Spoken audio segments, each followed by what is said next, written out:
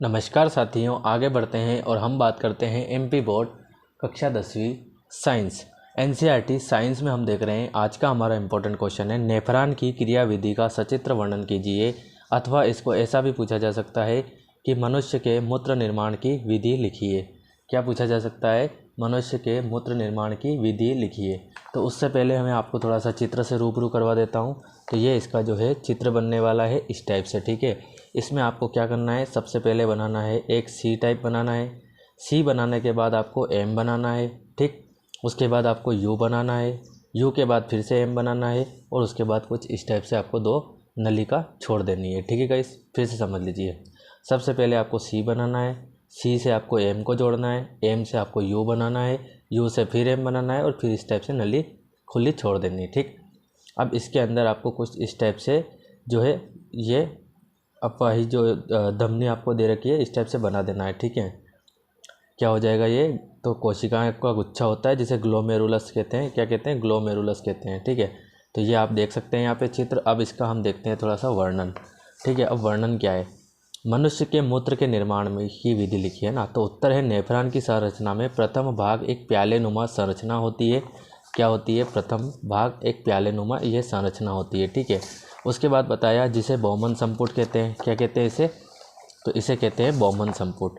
फिर इससे एक यू आकार की नली जुड़ी होती है, ठीक है। इसी से एक यू आकार की नली जो है इस टाइप से ये यू आकार की नली जुड़ी होती है, ठीक। आगे बताया है इसके तीन भाग होते हैं। पहला होता है समीपस्थ कुंडलित नलिका, ठीक है, दूरस्थ कुंडलित नलिका और हेनले का लूप, ठीक है। तो यहाँ पे हम देख सकते हैं कि इसमें कहाँ पे क्या मिलने वाला है। तो यू आकार की जो नली जुड़ी होती है इससे ये वाली जो है समीपस्थ कुंडलित नलिका, ये वाली दूरस्थ कुंडलित नलिका और ये जो नीचे वाला पोर्शन है इसे हम बोलते हैं हेनले का लूप बोलते हैं, ठीक है गाइस।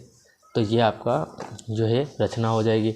आगे बताया है बौमन संपुट के अंदर पतली पतली रक्त रुधिर कोशिकाएं पाई जाती है जिन्हें ग्लोमेरुलस कहते हैं, जो कि मैंने आपको अभी बताया था, ठीक है। अब देखते हैं इसकी क्रियाविधि क्या कहती है। तो यहाँ पे बताया सबसे पहले अशुद्ध रुधिर वृक्कीय धमनी में प्रवेश करता है। क्या बताया? सबसे पहले अशुद्ध रुधिर वृक्कीय धमनी में प्रवेश करता है। उसके पश्चात ये अभिवाही धमनी में जाता है जो आगे चलकर ग्लोमेरुलस में प्रवेश करता है, जिससे यहाँ दाब बढ़ जाता है और दाब बढ़ने से कई पदार्थ ग्लोमेरुलस से बाहर निकलकर बौमन संपुट में इकट्ठे हो जाते हैं, ठीक है। आगे बताया जैसे कौन से वाले जो पदार्थ है वो यूरिया, जल, ग्लूकोज आदि। फिर उसके पश्चात क्या होता है? तो उसके पश्चात शुद्ध रक्त अपवाही धमनी से होते हुए शरीर में चला जाता है ना। इसके पश्चात यू आकार की नलिका लाभदायक पदार्थ जैसे यूरिया, जल, ग्लूकोज आदि का पुनः अवशोषण कर लेती है।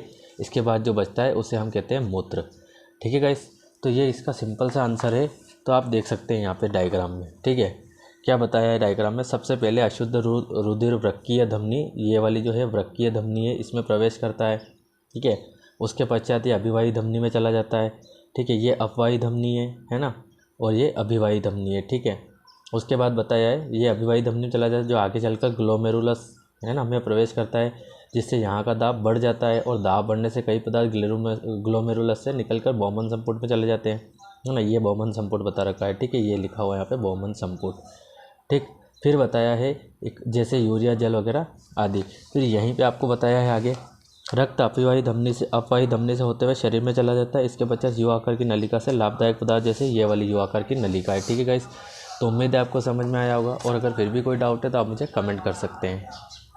तो पहले आप इसका डायग्राम बना लीजिए। इस टाइप से ये डायग्राम आपको दिया हुआ है, ठीक है। डायग्राम बनाने के बाद आप इसकी सबसे पहले रचना लिख लीजिए, ये। उसके बाद इसकी क्रियाविधि यहाँ से और फिर ये वाली, ठीक है गाइस। मिलते हैं अगले वीडियो में अगले क्वेश्चन के साथ। तब तक के लिए थैंक यू।